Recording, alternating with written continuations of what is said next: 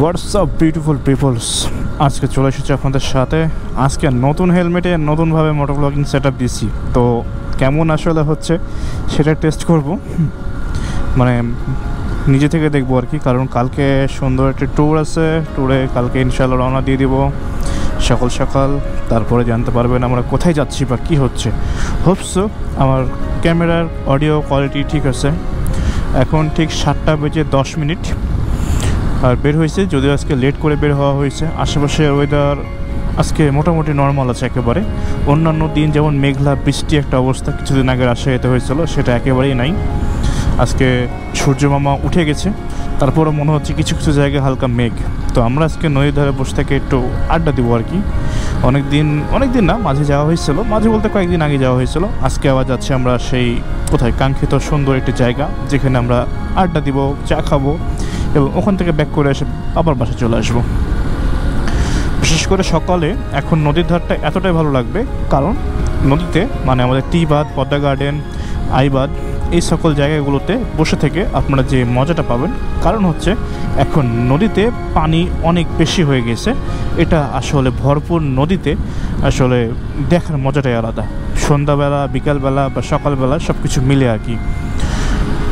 আর নতুন হেলমেট নিছি, হয়তো বা স্ক্রিনে দেখতে পাচ্ছেন। তো সব কিছু মিলে আর কি আমি কালকে একটা রিভিউ কালকে দিব কি জানি না, কালকে পরে দিব হয়তো বা।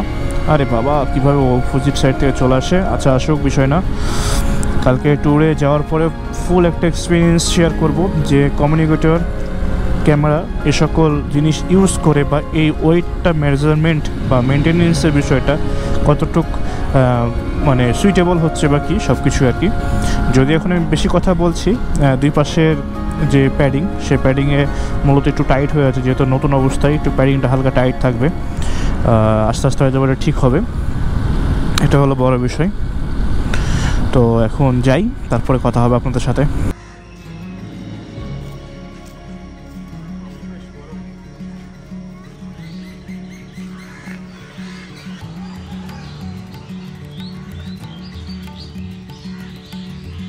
মানুষ খায় এটা। আমার আশেপাশে পাখি কিচিমিচি সাউন্ড শুনতে পাচ্ছেন। আমরা অনেকদিন পরে আজকে টিবাদে সকালবেলা আসছি, মানে বেশ কিছুদিন আগে আসছিলাম। তো আলহামদুলিল্লাহ অনেক সুন্দর জায়গা, এটা ইতিমধ্যে অনেকে যারা জানেন। আর যারা আসেন নাই টিবাদে বা রাজশাহীতে, আসলে সকালবেলা একবার হলো এই টিবাদের এরিয়াটা আপনার কাছতে হবে, তাহলে হয়তো বা রাজশাহীর সৌন্দর্যের মধ্যে একটা মানে খুব সুন্দর একটা মুভমেন্ট আপনি নিয়ে যেতে পারবেন, এটাই আর কি। আমি যেখানে বসে আছি এখান থেকে ওইদিকে একটু দেখাও। এই বটতলার নিচে একটা সিঁড়ি আছে, নিয়ে আসতে হবে আমাদের। তো সিঁড়িতে যেটা হয়েছিল লকডাউনের সময়, যখন আমরা এখানে আড্ডা দিতাম সকালবেলাতে, তখন যেটা হইতো যে মানে ভরপুর নদী ছিল, ইভেন এখনও ভরপুর। তো ওই সময়টা একটা আমাদের সাথে মানে ঘটনা ঘটে। আমরা ওই সিঁড়ির ওখানে বসেছিলাম সবাই। তো সিঁড়ি পুরোটা ফাঁকা, মানে 3-4টা সিঁড়ি শুধুমাত্র বাকি ছিল পানিতে ডুবতে।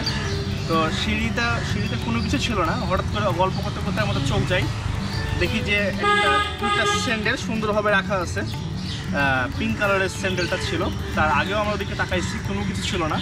তো এই জিনিসটা একটা আশ্চর্য ঘটনা আমাদের সাথে ঘটেছে।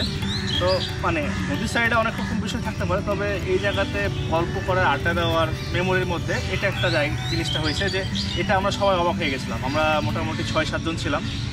কি রে, হঠাৎ করে এরকম কেন? তো এই আর কি। তবে বেশি সকালে যত অন্ধকার বা অল্প আলোতে এখানে এসে উপভোগ করা যায় ততটাই ভালো, কারণ এখন রোদ উঠে যাচ্ছে, মানে এখন গরমের মাত্রাটা বাড়বে। তাছাড়া নদীর ধারে সকালবেলায় একেবারে নামাজের পর, ফজরের নামাজের পরে যদি আসতে পারেন, তাহলে বেস্ট একটা মুভমেন্ট আপনি নিয়ে যেতে পারবেন। যারা আসছেন তারা তো জানেনই, আর যারা আসেন নাই, বিকালে যারা আসেন তারা তো বুঝেনি, কিন্তু সকালে যে ফিলটা সেটা একেবারে আলাদা, এটা কখনোই মিলবে না।